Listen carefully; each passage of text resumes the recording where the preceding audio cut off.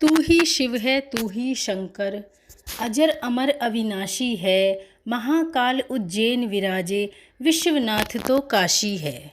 तू ही संकट हरता है, तू ही मंगल करता है।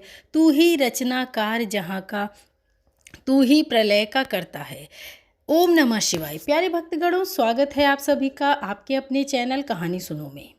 आज की हमारी एक बहुत ही सुंदर कहानी है जो जुड़ी है शिव भक्ति से। एक चिड़िया जो शिव की भक्त थी, कैसे बरसती है उस पर भोले शंभू की कृपा। चलिए आइए जानते हैं इस कहानी के माध्यम से। एक चिड़िया जंगल में एक पेड़ पर रहती थी। जंगल बिल्कुल सूखा हुआ था, न घास न पेड़ न फूल से ही कोई फल फूल वहाँ था।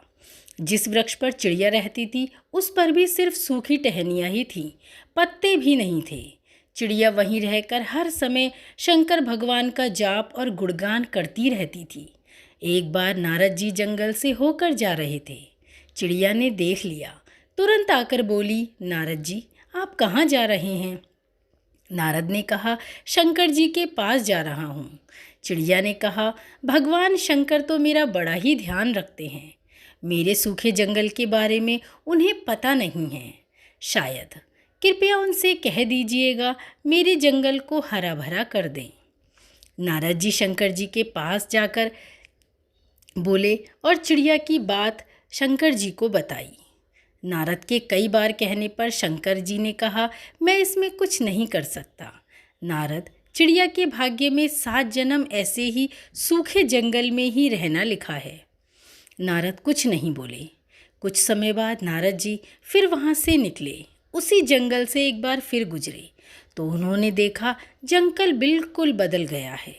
जंगल हरा भरा, हरी घास, फूल, फल, पेड़ लदे हुए हैं। चिड़िया का पेड़ फूलों और फलों से लदा था। चिड़िया भी प्रेम मग्न होकर पेड़ पर नाच रही थी। नारद जी ने सोचा, शंकर जी ने मुझसे झूठ बोला।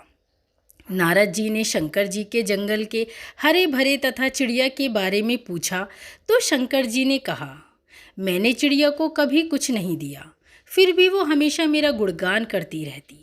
उसी की भक्ति, विश्वास और प्रेम की वजह से मुझे 7 जन्मों के उसके कष्ट काटकर ये सब कुछ चिड़िया को देना पड़ा।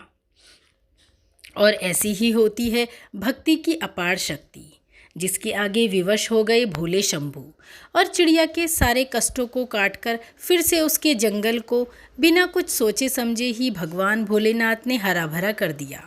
ऐसे दयालु हैं हमारे महादेव, जिनकी कृपा सब पर बरसती ही रहती है। आप चाहें उनसे कुछ कहें या ना कहें, वो सबके मन की बात यूं ही जान लेते हैं। तो दोस्तों, कैसी लगी ये कहानी? एक चिड़िया की अटूट भक्ति की कहानी अच्छी लगी हो तो लाइक और शेयर ज़रूर कीजिए। ऐसे ही और नई नई कहानियों के लिए जुड़े रहिए हमारे साथ। भोले शंभू का आशीर्वाद आप पर हमेशा ही बना रहे। धन्यवाद साथियों।